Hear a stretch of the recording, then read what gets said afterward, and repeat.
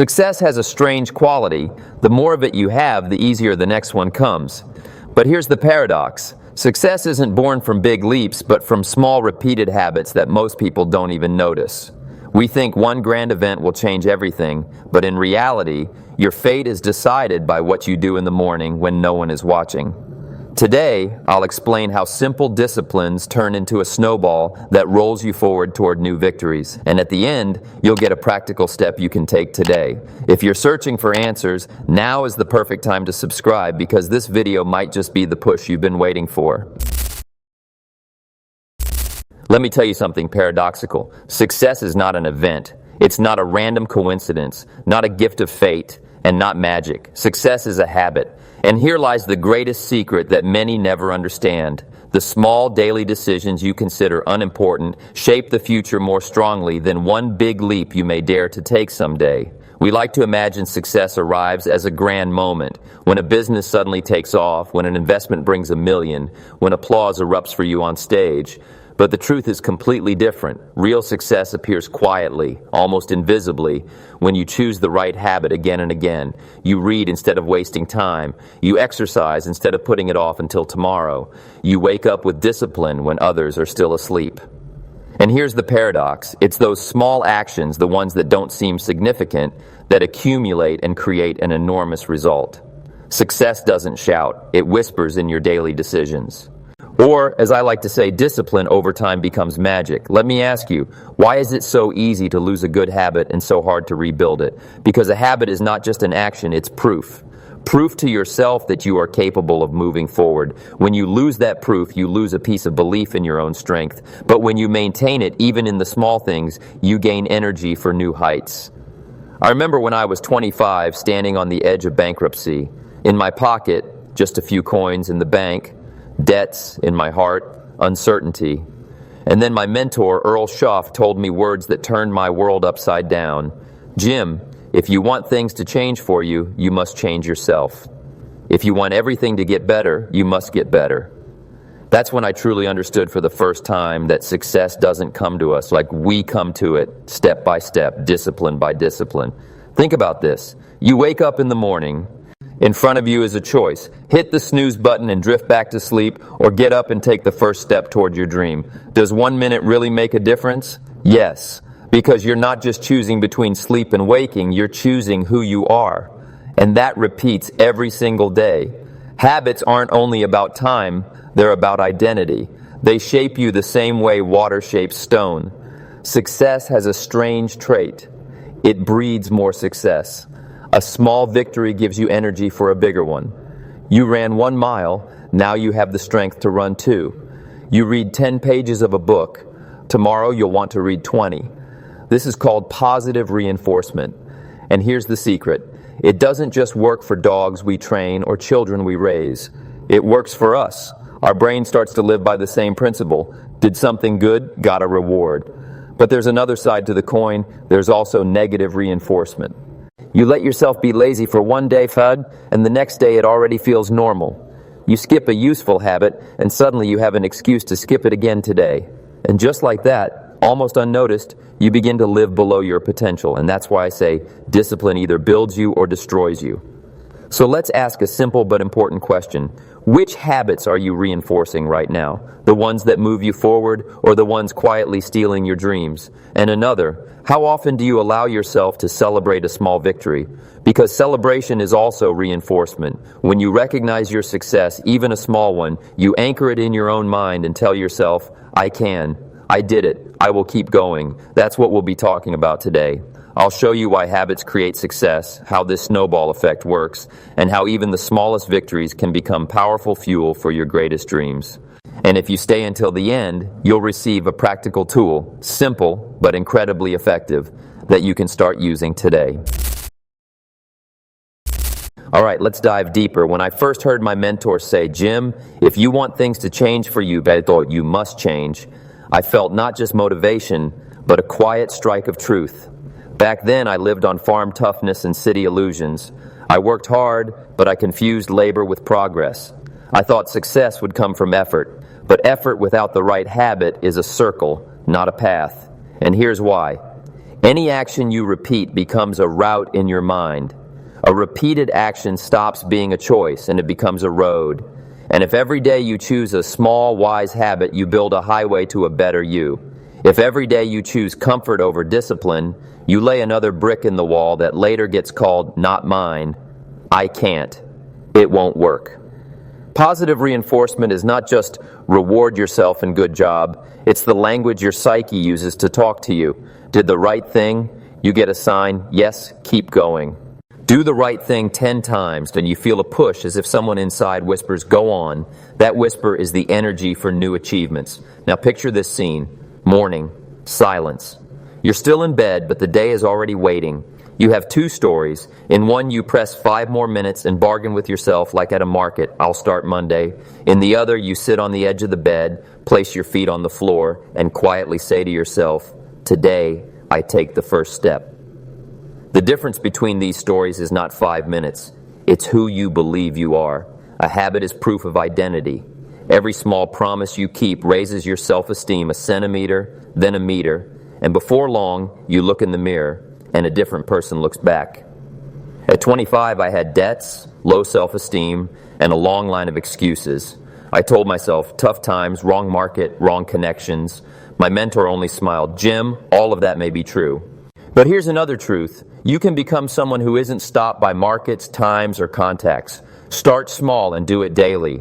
And I did. Every morning I read 10 pages. Every evening I reviewed the day. Every week I met with people who were one step ahead. The first month felt invisible. The second, a bit warmer. By the third, I felt that same positive reinforcement. Small victories gave me a taste for the next ones. Success didn't explode into my life. It developed like a photo in a dark room while you wait patiently. But that's not all. There's a trap good people with good intentions fall into. They wait for motivation, like for the weather. When it's sunny, they work. When it's cloudy, they rest. I learned something else. Discipline creates motivation, not the other way around. Take a step, and desire appears. Start reading, and curiosity awakens. Speak once, and confidence comes. Motivation is a bonus, not fuel. The fuel is habit. Ask yourself honestly, what are you reinforcing today? When you set the dumbbells aside, you're not reinforcing rest. You're reinforcing doubt in your will. When you put away a book, you're not reinforcing lack of time. You're reinforcing lack of priorities. That sounds harsh, I know, but truth is good because you can use it. Flip reinforcement. Reward yourself for discipline, not retreat. Celebrate not one more episode of your favorite show, but one more round of right actions. Want a simple trick? Every time you finish a small discipline, say out loud, this is what my new normal looks like. The brain loves clarity. Give it a name for your victory. I often say, work harder on yourself than you do on your job. Why? Because your job gives you a paycheck, but working on yourself gives you a future. The market pays not for hours, but for value. And value is born from habits. Thinking sharper, speaking clearer, listening deeper, acting more precisely. Each of these habits is a small investment in your capital. First invisible, then obvious to everyone. People call it luck. I call it interest on discipline. Let me tell you a little story. I once feared the stage. Yes, imagine that. I thought every pause was a failure, every mistake a disaster. I didn't wait for fear to disappear. I made a habit of showing up. Every speech, +1 to confidence. Every sincere word, +1 to audience trust. After a few months, I no longer looked for the stage looked for me. That is positive reinforcement in practice. Do it right, and you don't just get a result, you get new energy that pulls you forward. And yet there's a point few talk about. Positive reinforcement only works where there is honesty. If you reward yourself for half effort, you're reinforcing self-deception. If you convince yourself that 3 pages is the same as 10, then tomorrow your 3 will become 0. Be kind to yourself, but also be fair. Set a threshold you don't drop below, not maximum, baseline. I call it the minimum worthy standard. It doesn't break you, but it shapes you. It doesn't require heroism, but it requires self-respect. And here's what's interesting. Once that baseline sticks, you voluntarily raise it because you start enjoying progress. Now imagine another picture. You stand at the door of your own mind. Who walks in today? Which thoughts do you allow? Which stories do you let sit at the table? I've learned to keep a guard at the gate. If a thought doesn't reinforce my discipline, it waits outside. If a piece of news doesn't serve my focus, it passes by. This isn't indifference, it's hygiene, mental hygiene, because habits aren't born in a vacuum. They breathe what your environment breathes. Place books, people, and conversations beside you that reinforce your movement, not your doubts. And you'll see how much easier it is to do what's right. What if I slip, you may ask? My answer is simple. It's not the end of the story. It's a test of how serious your intention is. It doesn't matter that you fell. What matters is what you do in the first 5 minutes after. Do you reinforce defeat with sadness and another skip? Or do you reinforce recovery with a small win today? I'm not a hero without mistakes. I'm a man with rituals of return. 1 miss doesn't make a loss. 2 in a row, that's a new habit. So my rule is simple. Don't allow 2 in a row. Fell, stand back up. Missed, make it up. That way you train not just your behavior, but your self-respect. Now let me draw a line under this section and give you a small hint of what's next. We'll talk about how to turn success into a snowball so strong it keeps rolling even when your energy dips. I'll show you how to celebrate properly so you don't dissolve discipline in distraction.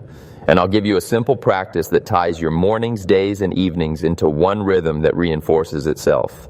But that's coming up. For now, I want you to make one inner pause. Remember a moment when you once overcame a small temptation. Feel that taste. Hold on to it. That exact feeling will be the fuel for tomorrow's step. And here's the last thing in this block. People often ask, Jim, how do I know if I'm on the right path? Here's my answer. If your habits are making you stronger, clearer, and kinder, you are where you need to be. If after your daily actions you respect yourself more, you're on the right road. If each day is taking away your self-respect, change something today. Not everything at once. One small thing. Add 1 page, do 1 exercise, call 1 client, open 1 clean sheet in your journal, and write 1 sentence. This is what I'm reinforcing today. That will be the start of a chain that will take you farther than you can imagine right now. Remember, success is not a gift and not luck. It's a habit that gives you a reward, and the reward gives you the strength to keep going. And if you keep that cycle alive, one day someone will call it luck. Smile and let them think so. You'll know the truth. It's just the power of small disciplines you reinforced every single day. And now let's move on and see how to make that power work for you even on the toughest days, because the most exciting part is still ahead. When I say that success is a habit, I mean one more important thing. Habits create not only results, but flow. As if an invisible river picks you up and carries you forward. At first you push the boat, centimeter by centimeter, meter by meter, and then the water starts working instead of you. That's positive reinforcement in action. You did it right yesterday. It's easier to do it right today. And tomorrow. That's why I don't chase big events. I build small mechanisms that work every day. One of them is my simple rule of 3 supports. Morning, day, evening. Morning lights the ember of will. Day adds logs to the fire of focus. Evening closes the loop and tells the brain, this is what's worth repeating. I used to think evening was just the end. Now I know evening is the seed of tomorrow. Before bed, I sit down with my journal. 3 short lines. What to be grateful for, what I did well, what to improve by 1%. Not 10 points, just 1%. I don't scold myself, I teach myself. Because if you punish yourself for mistakes, the brain learns to hide. If you honestly light the path, the brain learns to look for solutions. And this is where a quiet but powerful energy to continue is born. It doesn't shout, it calls. But that's not all. There's also the environment. Habits live in context. So I reduce friction for the right things and increase it for the unnecessary. I want to read. The book lies where I have breakfast. I want to wake up early. The phone is far from the bed, so I have to get up. I want less sugar. I don't keep it within reach. This isn't willpower, it's life architecture. When I first grasped this, a thought came to me. Jim, you've been waiting for motivation for years when you needed to set up the room. I smiled and started rearranging not the furniture, but the triggers. I'll be direct. No one becomes disciplined on inspiration. Discipline is born from self-respect. And self-respect is born when you do what you promised. That's why I implemented a minimum worthy standard for myself. It's the lower bound I don't go below, even on hard days. 10 pages, not 2. 10 push-ups, not 0. 1 conversation with a client, not I'll think about it tomorrow. On good days, I do more. On tough days, I preserve honor by hitting the minimum. And here's what's interesting. When you don't betray this lower bound for a few weeks, it becomes your new normal. And then you voluntarily raise it, because the taste of self-respect is habit forming. I remember being invited once to speak to a small group. I was as nervous as a school kid, hands sweaty, voice treacherously trembling. I could have declined and kept my comfort. Instead, I created a ritual an hour before the talk. 3 deep breaths, 3 key ideas in my notebook, 1 short story to open. The first talk was imperfect.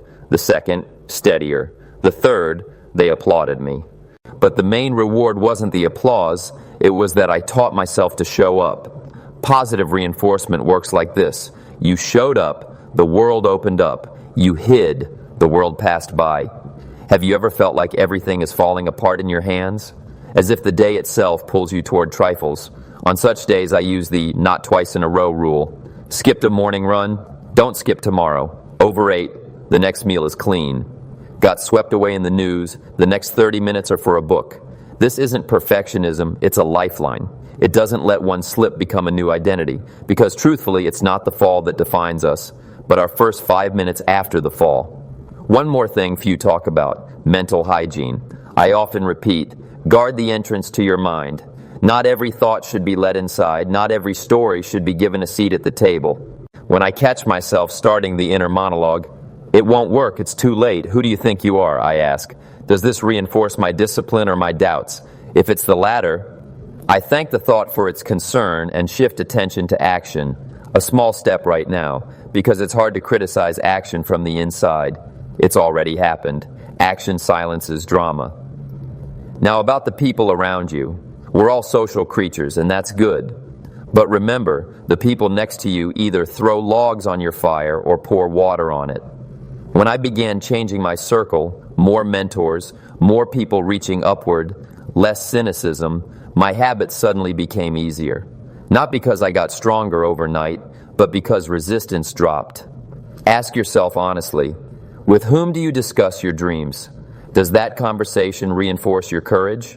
If not, look for those who say, do it, I'm here. That too is discipline, the discipline of choosing your environment. And about rewards. No, I don't mean a big cake for 10 pages. I mean a conscious, I see myself. When I finish something important, I allow myself a brief moment of gratitude. Not for Instagram, for internal accounting. The brain hears, this is worth repeating. And it repeats. And if you want a material reinforcement, tie a small pleasure to a specific discipline. Coffee only after morning writing. Favorite music only during training. Let taste and sound become anchors in favor of the right thing. We're approaching another deep turn. Success isn't only about do more, it's about become different. When I finally accepted that the market pays not for my hours but for my value, I started working not longer but differently. I learned to speak more briefly, listen more attentively, think more clearly. I invested in myself before the world started investing in me. And here's what happened. Opportunities started arriving where it was convenient for them to land, on prepared ground. People called it coincidence. I call it a law. You don't chase success, you attract it by who you become. Let's take a brief pause and look ahead. Next, I'll show you how to turn your 3 supports, morning, day, evening, into a closed system that generates its own energy.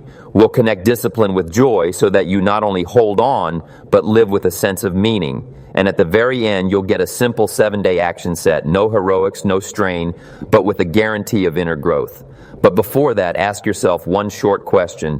What one small decision today will most honestly reinforce the person you aspire to become? Answer not with the voice of fear, but with the voice of respect. Because that is your true mentor. There's another layer deeper than methods and tricks. When we talk about habits, we're really talking about trust. Not trust in the world, but in yourself. Can I rely on myself tomorrow the same way I did yesterday? Every small kept promise is a deposit in your self-respect bank. Every broken one is a withdrawal with interest. And here's what I've noticed over the years. People don't burn out from the volume of work. They burn out from the deficit of inner trust. You promise yourself to wake up at 6, and you don't. You promise 10 pages, and you read 2. You promise to be honest in a conversation, and postpone again. These are small things, but they're what shake the bridge your success is supposed to cross. That's why my daily task is not heroism, but the architecture of small promises kept. When the bridge is strong, the flow of opportunities finds its way across on its own. Now let's look at energy. People often ask, Jim, where do you find the strength to stay disciplined? From the same place you spend it. Energy is not only sleep and nutrition, it's above all clarity. Uncertainty drains you faster than hard work. When you don't know what to do, you burn out on the spot, like a candle in a draft. That's why I always keep a near-term focus point in front of me. Not become successful, but finish today's minimum with dignity. This turns fog into a path. What's interesting is that once you take the first step, the fog recedes one more step. You don't have to see the whole road. You only have to dare to place your foot on the next stone. Do you know why I value my evening journal so much? Because it turns the day into a teacher. The world is generous with lessons, but stingy with attention. A journal is a way of paying attention and receiving wisdom in return. I don't write novels. I log evidence. Here's what I did right and want to repeat.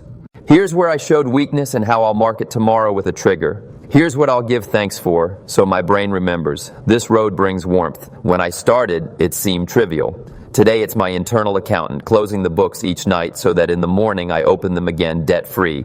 And yes, that's exactly where positive reinforcement is born. I see my progress. Therefore, I want more. Are there setbacks? Of course. I'm no saint. I'm a practitioner. And here's what saves practitioners. Rituals of return. I keep a few doors ready to bring me back on track in 5 minutes. Cold water on my face, deep breathing 3 times for 30 seconds, 1 page from a mentor's book, a short walk without my phone. These aren't productivity hacks, they're Ariadne's threads. They stop you from getting lost in your own excuses. You perform the ritual, take a small action, and reclaim your name as someone you can trust. But there's also a quiet danger many don't notice, success that relaxes you. You win a small battle, you get a reward, and unconsciously you associate it not with discipline but with relaxation. Yesterday you ran for a clear head, today for a photo. Yesterday you read to think clearer, today to check off a box. That's how meaning gets swapped out. Keep your reward on a leash. It should strengthen discipline, not replace it. I allow myself pleasures afterward, but I tie them to the essence. Coffee only after morning writing, time with friends only after daily promises kept. Let pleasure be the seal on the document, not the document itself. I'll recall Earl Schaff. He didn't give me complicated formulas. He taught me simplicity that requires courage. Work harder on yourself than on your job. The market pays not for hours, but for value. I once asked, how do I become more valuable? He smiled. Through discipline, turn virtues into habits, precision into speech, attention into listening, generosity into your style of interaction, responsibility into the signature under each day. You can carry these qualities inside as good intentions, or you can build them into your calendar, your space, your rituals. When virtues become habits, they stop depending on mood, and then your value doesn't rise and fall with the weather. Let me say something that may sound sharp.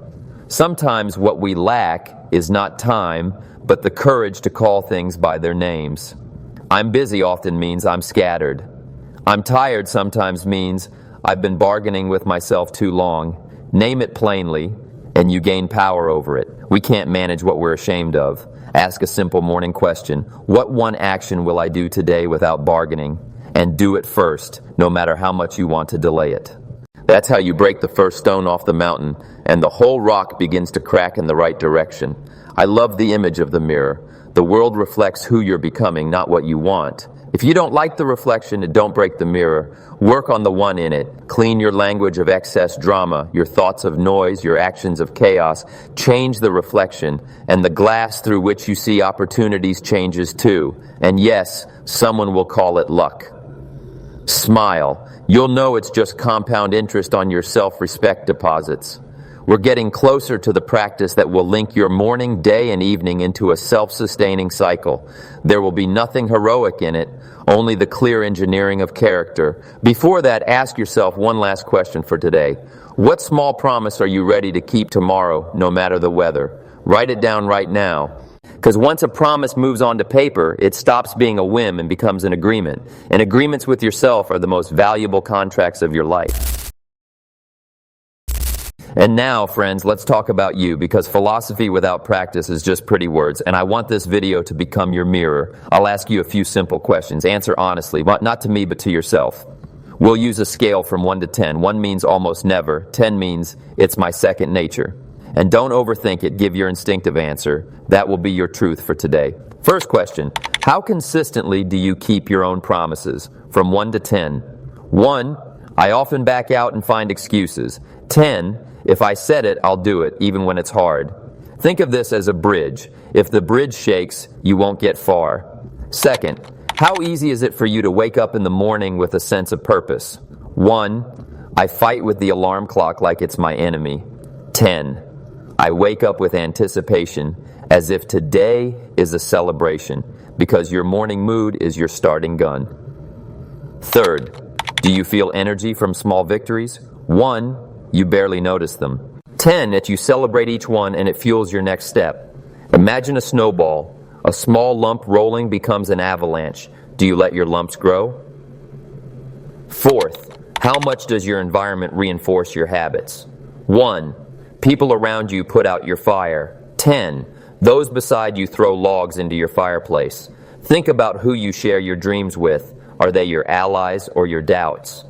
Fifth, how much do you celebrate progress, not just the ideal? 1, you're always dissatisfied that you're not there yet. 10, you're grateful for every step and see the journey as a gift. Because if you don't value the road, even when you reach the goal, you'll remain hungry. So now you have 5 answers. No need for deep analysis right now. Just feel where you're strong and where you're weak. This is the map of your current state. And my challenge for you is simple. Come back to these questions again after watching the video. Write down your scores on paper. Think about what's stopping you from raising each one by just a single point. And you'll see how this simple exercise transforms chaos into clarity. And friends, if you want more questions like these and more conversations like this, subscribe right now and leave your comment. Write which question touched you the most, because your answers don't just reinforce your discipline, they also reinforce mine. We're learning together. Friends, remember this. Success is not something distant, not something that will happen someday. It's what you do today. A small action, a small habit, a small victory. And tomorrow those small victories grow into big ones. It's the law of nature. What you reinforce is what grows. So here's the question. What are you reinforcing right now? Doubt or belief? Laziness or discipline? Excuses or action? Because life doesn't wait. The clock is ticking, and every minute either adds a brick to your tower of success or to your wall of regret. I've learned one simple truth. If you don't create your habits create you. And it's always a battle, you versus yesterday's self. And when you win that battle, even in small ways, you're no longer the person you were yesterday. You're stronger, wiser, deeper. So what will you choose? Because success doesn't demand genius. It demands decisions.